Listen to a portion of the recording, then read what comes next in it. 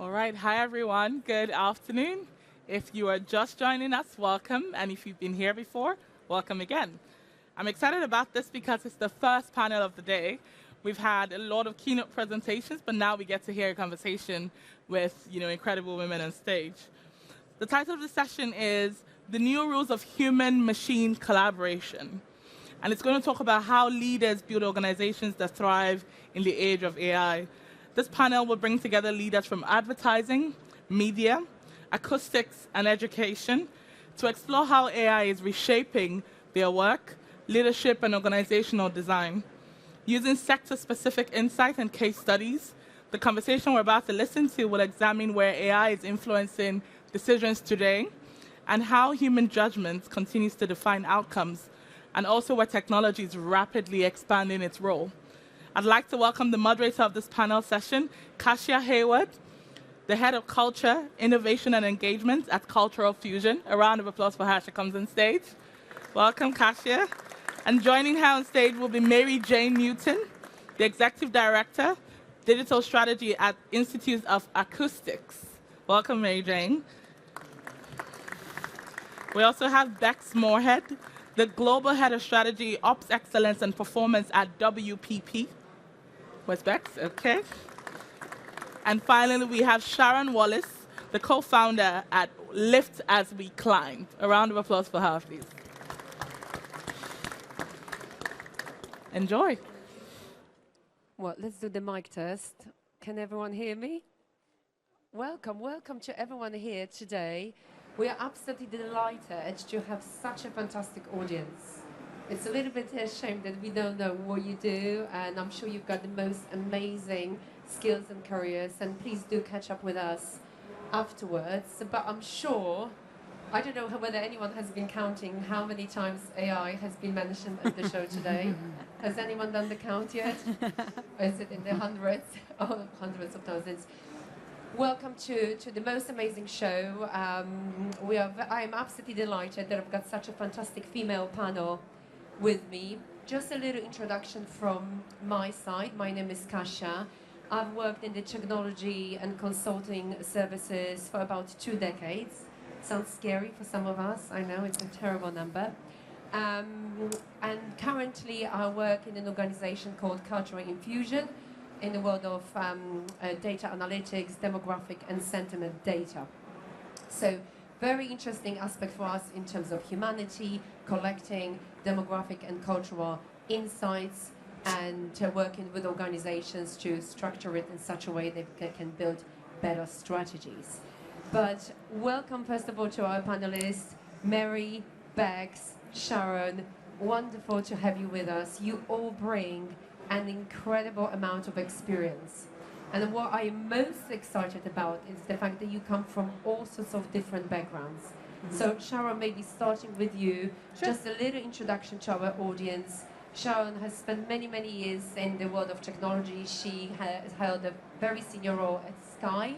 As the head of technology and people and change, she will fill the gaps. She is also the founder of Lift As We Climb, and a computer science graduate by education. That was probably recent, but over to you. Yeah, no, the computer science degree was a very long time ago. So yeah, I came from a tech background and have a real passion around leadership, what is good leadership, and especially in a tech space. So I went back to uni and did a master's in organisational psychology.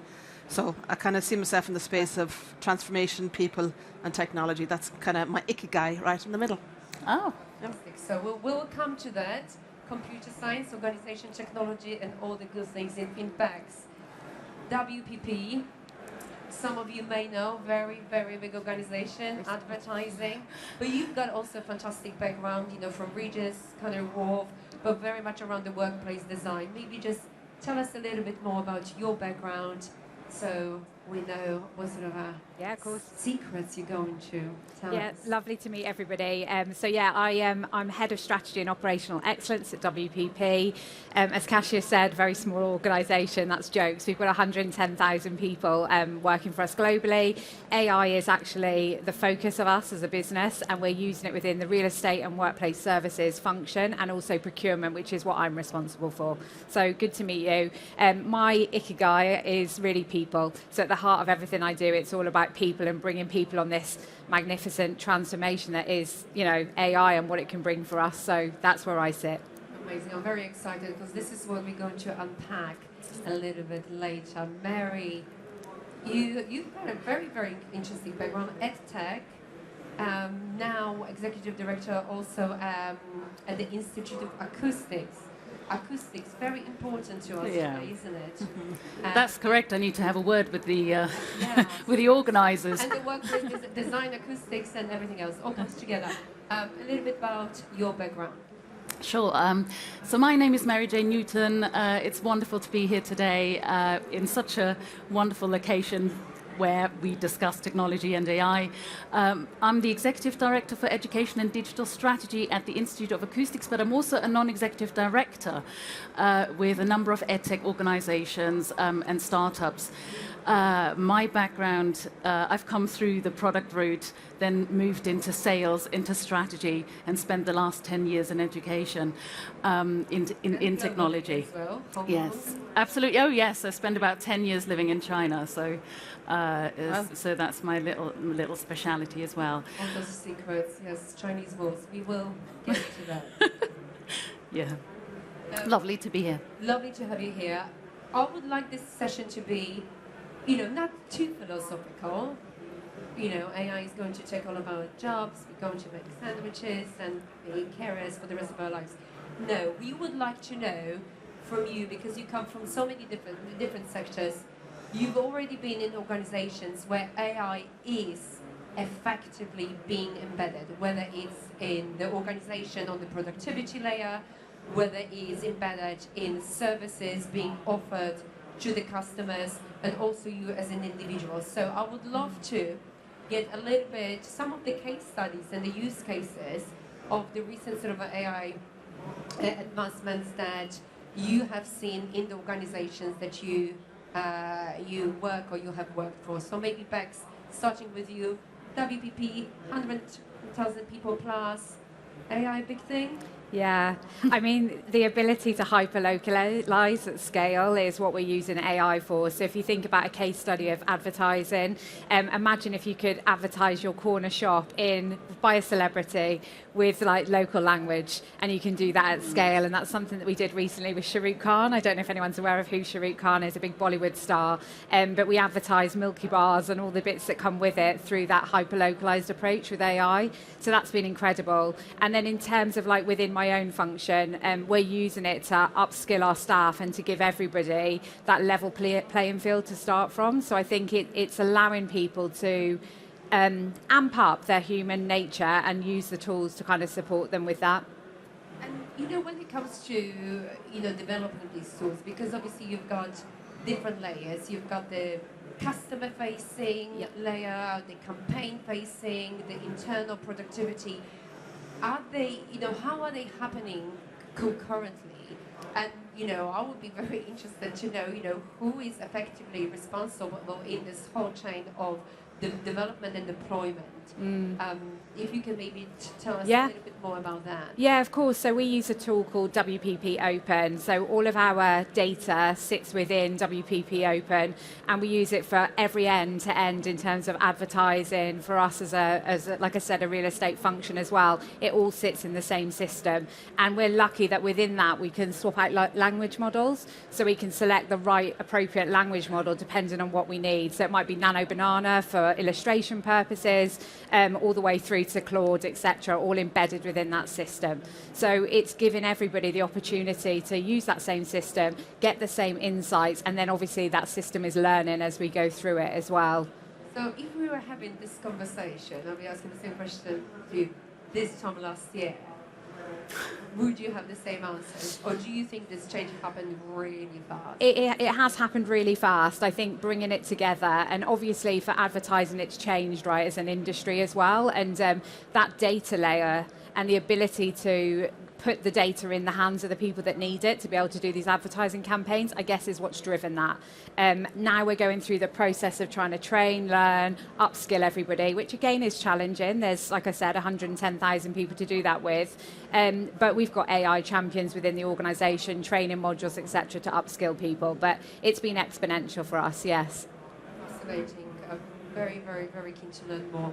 Sharon, just over to you, media world, your recent role with Sky. Tell us a little bit about that, AI, product, and then environment. I'll come on to that one, but I just wanted to build on something you'd said there, which I think is really, really interesting. And you talked about the data being accessible to everyone. One of the things I think about is fantastic from an AI perspective is that the tooling is now AI tooling. It's not just a tool that you're waiting for technology to roll out. It is available to everyone. Everyone can build an agent. You don't need any kind of skills in that. So there's a massive democratization in that process as well, which is great. But also, obviously, we need an element of governance there. But I think that's a fantastic opportunity, the fact that the data is there, the tooling is there, and it does open it up to a lot more people who might, elsewhere in organisations, who can see right at the heart of the coalface of whatever it is they're doing, how the AI can have benefits. I'll tell you a story from a Sky perspective. One of my favourite products is one that kept my husband the happiest, because they recently rolled out a tool that cricketing commentators can use to extrapolate from the data in their when they're doing their commentary. So anyone who enjoys the cricket and watches it on Sky, there's a fantastic new tool that all those commentators and journalists are using to pull all that data from the cricket and generate those insights. So my husband's favourite, that one. What about yours? What about mine? Good question. I'll tell you what mine probably was when I was there from a management perspective as well. Tooling whereby we had so many kind of HR policies, etc. But there was a new front-loaded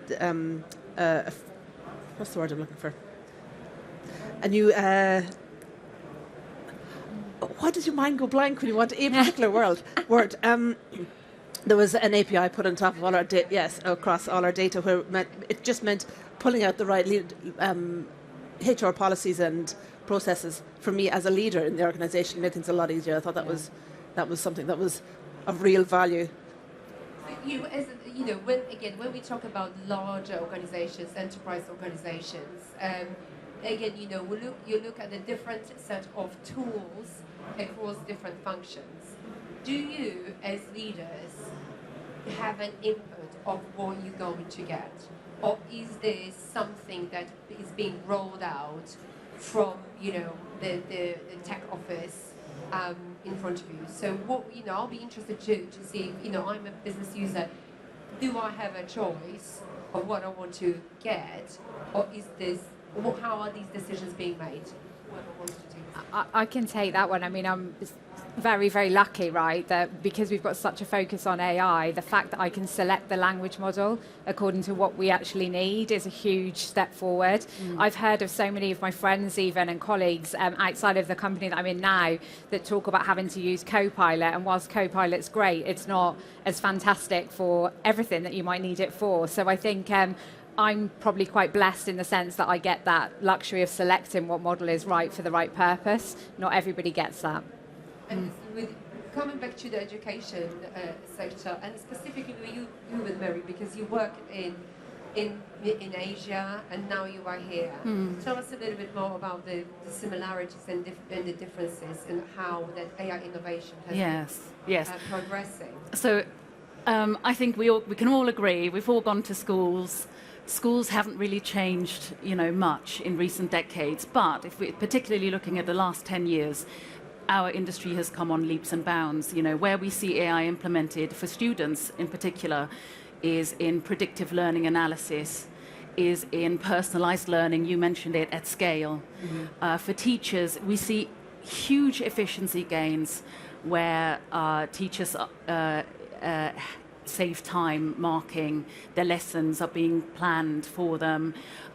We see for publishers, it used to be a really painstaking job to look at all of the curricula across the globe and to adapt your learning materials to each curriculum and to monitor that and to do that manually.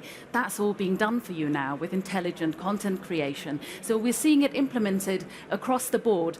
But because education is fundamentally human, the bit that I'm interested in is what can you not automate? And in education, it's, we see a student, we see that student struggling, and I think that is the art of the teacher, is to understand that and to understand the data. One of my personal favorites is a use case of a Canadian small edtech organization that offers gamified learning platforms for kids, primary school kids, learning maths. And the kids go onto the platform and they play these games, and the platform's full of data of that particular person. What have they struggled with? What did they repeat over and over? What took them a while to solve? And all of that data is inherent in the platform, but it is just data. So what that business does is they have a tutor, so it's a B2B2C model. That tutor then is trained, very importantly, in data literacy, so deeply understands that data and can help that student in person to person. And I think for education that is so important, is to still retain that human element, but you've got to train your people. So for me, I know you want to talk about skills later, but one of the big gaps that I'm seeing, that's a perfect segue. Not just for teachers, but for everyone working in AI is, are you able to understand the data and to question that data? So are we effectively becoming students? Yes. We are. Yes. This is coming to Yes. Sharon, I suppose, this is some of the work that you actually did for many, many years at Sky, which is, around the skills, people, retention, upskilling. Tell us a little bit more about your views on the skills, because this is why I think a lot of us here, we are either SMEs, or we are pivoting, or we are keen or curious learners. So I don't think that anyone is here completely indifferent to the topic, how am I going to embrace AI, whether for myself in my daily life. I, to be perfectly honest, would love to automate most of my activities so I can just sit, have nice conversations and play tennis as long as I can. However, that's obviously not possible as yet, maybe next year. But we certainly not completely indifferent, and we all of a sudden are being forced to become learners whether we want it or not. So on the enterprise side, tell us more about that. Well, if you look over the last few years, what are the key skills that organisations have been looking for, and in those that they hire? And learnability is a word that came about, but started about 4 years ago. That has amplified massively over the last while, and also as well the ability to exercise your resilience, how adaptable you can be. Mary Jane and I were talking earlier, and if anyone hasn't looked it up, I would strongly recommend you do. The World Economic Forum put out a 2x2 matrix looking at kind of what skills are in the ascendancy, what skills are on being kind of sundowned, an awful word. But if you look at that top right-hand corner where it talks about what are those key skills come 2030, it is around data literacy. It's about systems thinking, being able to step back and see the bigger picture and see what you're trying to do in that wider space. Looking at skills around AI competency as well, fundamentally important in anything as well. But equally within that, you've got those core skills, and anybody who wants to call them soft skills, I'm prepared to go toe-to-toe with you on that one. They are core skills, they are not soft skills. You have technical skills for your role, but you have core skills for everything else. It talks a lot about that leadership, about that adaptability, curiosity, learnability. They're fundamentally important as we move forward. And I think that's where people should be placing their energies. and identifying as well what their own individual and collective skills gaps are.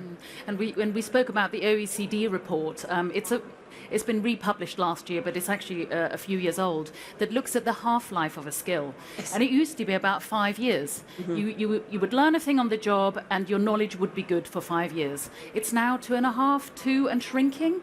So I think the key thing for me is just that increasing speed that we all need to get comfortable with, and that we need to train people on. It's funny, I was at a conference just yesterday and somebody was talking about AI within their own organisation, and they said a really strange, well, I thought it was strange comment, which was, it's intuitive, you can just do it. We're not going to give any training, you can just work it out for yourself. And I thought, my goodness, I can imagine all these people using AI like a Google search or something like that, because they just haven't got the fundamentals. So any organisation, I know we're in a tech show, so gladly I'm sure everybody's taking care of it, but thinking that your people can just learn this stuff without the right training, governance and all the bits that go with it is criminal in my book. And again, that training has to keep evolving. It can't be something, to what you've just said, it can't be something that you get when you first arrive and then you never get any more training as you go. So, I'm just going to interject there. Did you see the thing on Moltbook? This is so funny. No. So Moltbook is this new platform where AIs get to talk to AIs. It's their social media. And there was a comment, somebody spotted a comment on Moltbook. It was a human that spotted the comment between two AI agents who said, here I am like Einstein, and she's asking me how to boil an egg. And so yeah, not using it like Google. I thought that was quite amusing. Yeah. Obviously, the upskilling bit is critical. But equally, when we look at the organization, there are so many different layers within the organization. We look at the leadership, we're talking about SME. It is not an easy place to be for a leader when you are all of a sudden thrown into this ecosystem of change, geopolitics, tech change, AI implementation, cybersecurity, all at the same time. I think, that we're seeing, real concern from the leadership that all of a sudden they have to make decisions in the VUCA environment, making decisions at pace, and they're expected to know the answers. And I would say maybe if we're to go back to, those 15 years ago, 20 years ago at the beginning of digital transformation, the digital transformation was allowing us to sort of come in with new systems, but they would just replace the things that the task will do. Now we're looking at AI in a slightly different way. Where do you see this change? How do you see this change impacting leadership, maybe overall, but also your own? What are your observations? I think it's a worry if leaders are saying they've got all the answers, to be quite frank. They might be expected to have. Yeah, but I think it's really important as a leader that you're clear about the fact that you're making the right decisions with the information that you have to hand at that time. Because you can't predict how quickly this is going to grow and how it's going to change everything that we do. And I think fundamentally sitting there, speaking to your team and saying, I've seen the future and I know what it's going to look like, is probably going to embarrass you in 3 to 4 years' time. I mean, the lady that was just on before was talking about how many people put their hand up saying that they were prompting daily. Last year, there was about 2 people apparently in this auditorium. And today, the whole auditorium put their hand up to say they're prompting daily. So it just shows you the scale that this is moving up. Yeah. Prompting is not a dirty word. Is it? No, I'm asking, is it? No, like last year people were, I'm not sure, then the people saying prompt engineering, 140K plus salary, and now I feel like, you just don't know. But yeah, coming back to the leadership, Sharon. Yeah, it's so funny, isn't it? That's indicative of the pace of change as well, where prompt engineering was so 2025. That is indicative of that pace. And for leaders, I think the hardest part in all of this, I think there's 2 bits. There's one around trust, and there's one as a leader yourself getting comfortable with having to navigate complexity. So understanding your change landscape is probably the one thing I get asked about the most, is how you go about doing that, understanding your change landscape and learning how to navigate through that. The second thing I mentioned there was trust. And there was a conversation, a few other sessions I was at this morning where it came up. And this references your point there, Bex, as well. It's as organisations, as leaders, being vulnerable enough to say, do you know something? We don't have the answers. We don't know where it's going because we can't know. But the thing is as well... Can you ask AI? Well, yeah, well, AI will give you an answer, then would you like me to put that into a 5-page deck? Of a tech company, 100,000 people, I don't know what to do, tell me now. No, it's not a question of I don't know what to do, but it's being able to appreciate the fact that things are moving at so much pace. And with the complexity, the depth, and the pace of change is so vast, people can't know the answers. And employees are looking to employers for those answers that the employers just can't give. But it takes a really strong employer to actually go, do you know something? We're just taking the next step right now. It's difficult, it's challenging, it's complex. And if we did say we knew the answer, I live in Scotland, this term, I won't share the phraseology we would use up there to describe how that would I love this. Can I jump in as an educationalist? Because what you're essentially saying, and you said it, Kasia, is we're all learners, right? We're all learning. Learners. And so recognizing in our teams that you are constantly in that zone of growth, that is a hard place to be, right? If you think about it, if you're in your comfort zone where you can do everything and it's effortless and it's easy, you know, learning and growth requires you to step outside of that and by definition be uncomfortable, needing help, needing, you know, support. And I think as leaders, that's the environment that we need to create, is an environment where people are supported, where they can fail forward, where they can make mistakes, where they know they are trusted, they are heard, they are seen, and we're all in this together.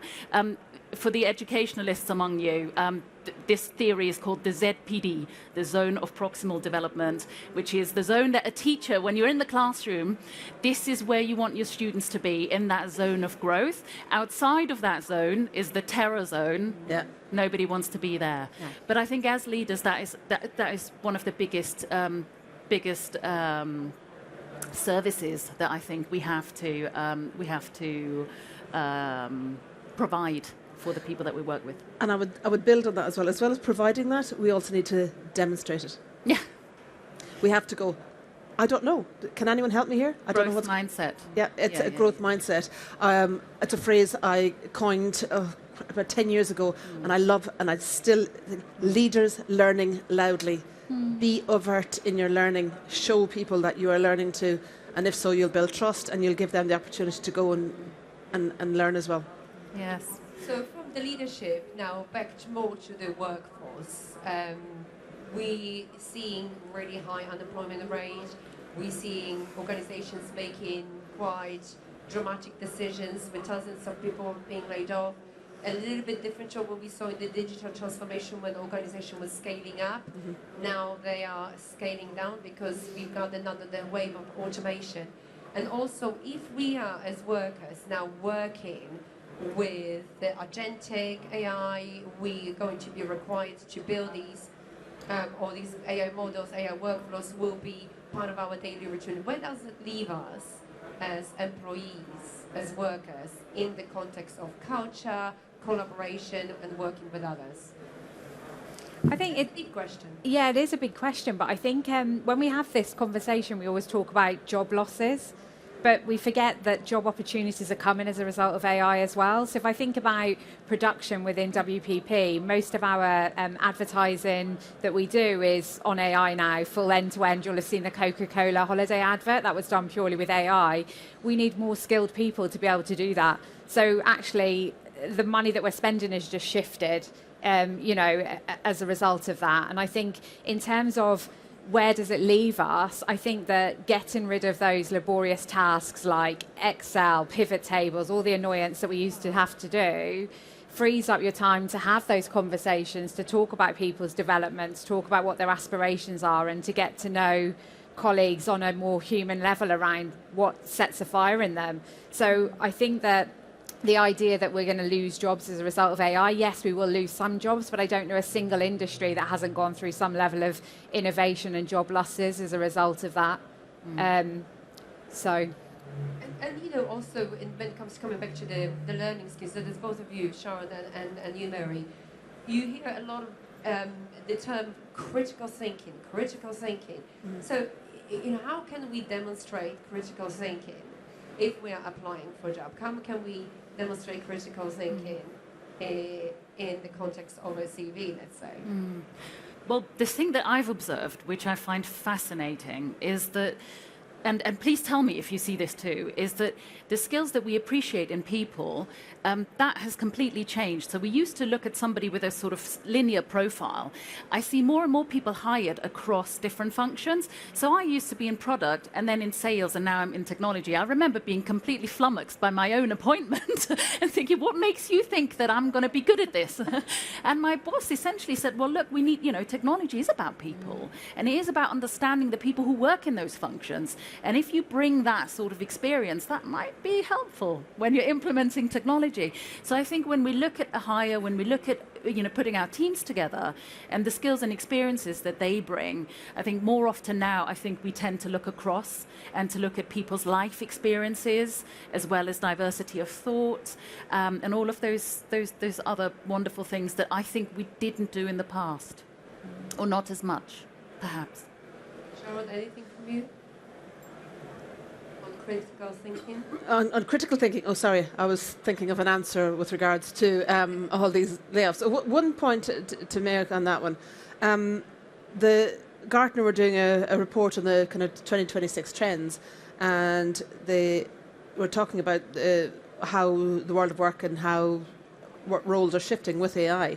And what they called out as well is the fact that we're seeing a lot of media attention on the number of roles that are being lost supposedly through AI, but it's the fact that they are being lost in advance of the implementation of the AI, not as a result of the implementation of AI. The media is telling its own story on this, but when you look, like, for example, there was a big 14,000 layoff from Amazon that was very well publicised in the media.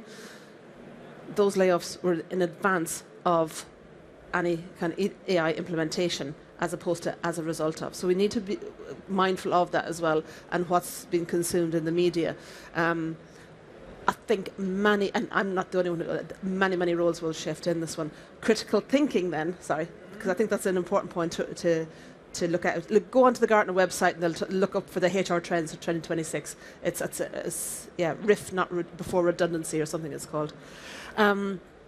Critical thinking, without 100% looking at what comes out of an AI engine, you have got to apply your critical thinking. You can't just take that as read. Thank you so much. We've run out of time, but I just want to have one last question for each of you. Your favourite AI model or your favourite AI tool, Mary? I have to say it's probably ChatGPT. Sorry. It's Claude for me. Far superior. High five. Yep.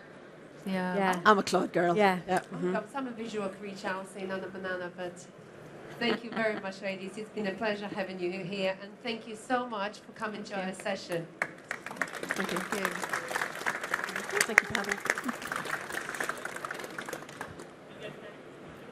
me. Okay, yes. Thank you so much to this panel. Thank you guys so much.